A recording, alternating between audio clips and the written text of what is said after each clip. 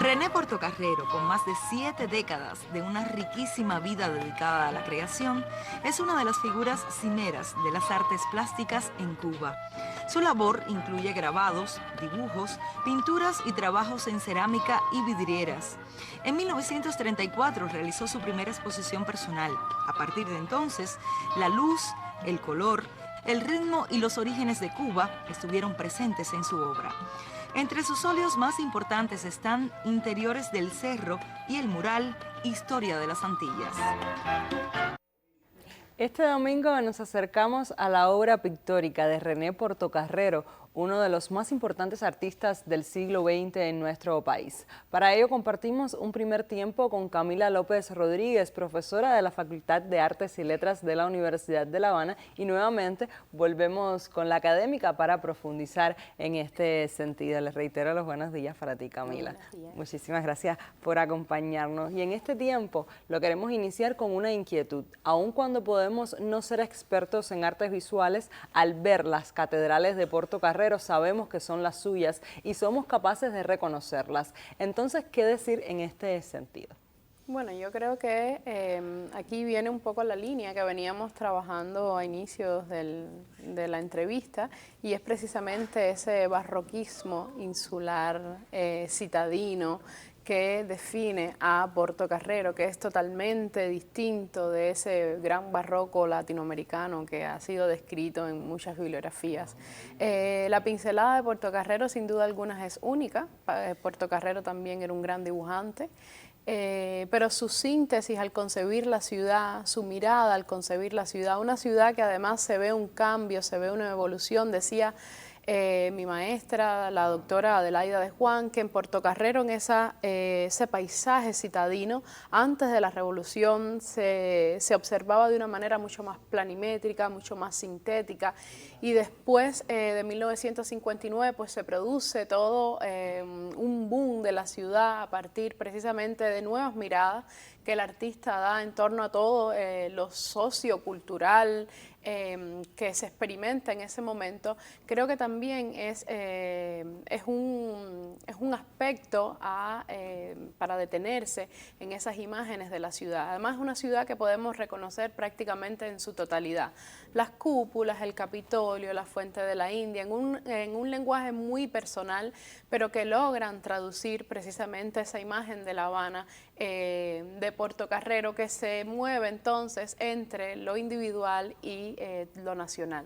Y de esas múltiples obras de René Portocarrero, quisiéramos en este instante que nos disertara como académica de la Facultad de Artes y Letras de la Universidad de La Habana acerca del impresionante paisaje de La Habana, que se reconoce, según otros estudiosos, como una síntesis abigarrada de la ciudad. Bueno, yo creo que esa es una de las obras, en mi opinión, más espectaculares de Portocarrero, también por mis estudios sobre la arquitectura. Y es una ciudad que sintetiza todo un proceso que se estaba dando en torno a ella. Este paisaje de La Habana, sobre todo de inicios de la década del 60, porque tiene varios paisajes de La Habana, la textura, o sea, cuando uno se acerca a esa pieza, cuando uno la puede ver, para mí una de las más relevantes está en la sala de consolidación de arte moderno del Museo Nacional de Bellas Artes, en el cual además se traza toda una evolución de Portocarrero de forma magistral. Pues este paisaje tiene además una esencia, tiene, yo creo que la esencia, ese espíritu que Portocarrero buscaba al salir de la Academia de San Alejandro en épocas tempranas de los años 20, pues logra consolidarlo en esta pieza ya de inicios de los años 60. Y antes comentábamos sobre una de las series de Portocarrero, pero consideramos oportuno no olvidar también Color de Cuba, serie en la que toma como pretexto las fiestas populares y a través de sus personajes más distintivos realiza una exquisita indagación de los cubanos. ¿Cuáles serían los elementos a destacar de esta serie?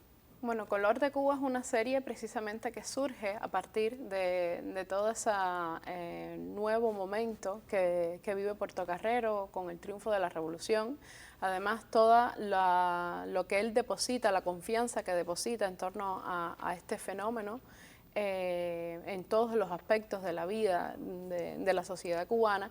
Y Portocarrero en Colores de Cuba traza, o sea, yo diría que es una gran serie con diferentes líneas, pequeñas series contenidas dentro de esta temática. Portocarrero pinta distintos escenarios de la ciudad, de las festividades.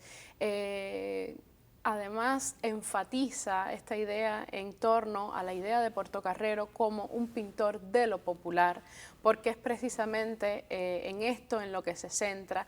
Y si bien son piezas de pequeño formato, son piezas que hablan de esa identidad cubana, son piezas en las que se refleja mucho el elemento afrocubano, se toma como referente el Ireme Abacuá, se toma como referente Santa Bárbara, pero con códigos muy propios, o sea, con códigos que precisamente hacen también de Portocarrero un pintor, yo diría, único.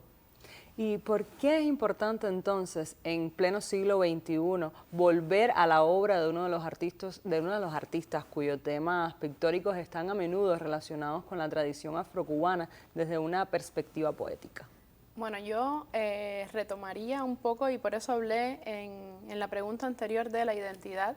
Yo creo que es necesario mirar a Portocarrero, como mismo es necesario mirar a Wilfredo Lang, como mismo es necesario volver a Amelia Peláez o a Carlos Enrique, a toda esa generación de pintores de nuestra vanguardia cubana, a toda esa generación en un primer momento a partir de 1927, yo diría hasta 1951, bueno, en sus dos etapas, porque es una manera de volver a la identidad cubana, es una manera de buscar en las raíces, más allá de lo meramente pictórico, más allá de los aspectos en los cuales se pueden reconocer uno u otro, pero volver a esas distintas series de Portocarrero, es volver a los personajes de la ciudad, es volver a los personajes de la Cuba pre y revolucionaria, perdón.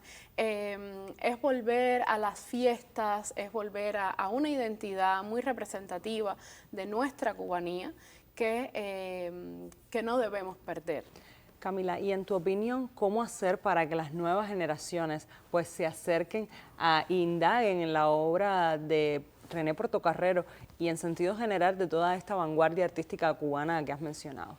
Yo siempre le digo a mis estudiantes que el primer paso para conocer sobre arte cubano es ir al museo. Nosotros tenemos una gran colección de arte cubano que recorre desde la colonia hasta un contemporáneo que quizás no es tan contemporáneo porque se queda finales de los 90, pero es una historiografía del arte cubano porque además está planteada desde el punto de vista cronológico que nos permite acercarnos precisamente a esa historia de Cuba narrada a partir de sus obras, tanto pictóricas como en dibujos, como escultóricas.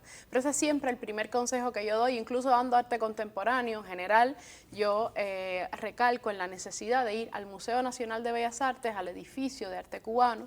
De hecho, nuestros profesores en distintos ejercicios convidan a los estudiantes junto a curadores del museo a relacionarse porque es necesario, o sea, es necesario comprender precisamente todo lo que sucede en este momento, primero desde el museo, luego desde la lectura, de las fuentes primarias, luego desde, por supuesto, en el caso de nuestros estudiantes, los estudiantes del Instituto Superior de Arte, de otras academias de arte, pues acercarse a través de las voces de sus profesores a la lectura de distintos textos que hay sobre estos artistas y de la vanguardia en general.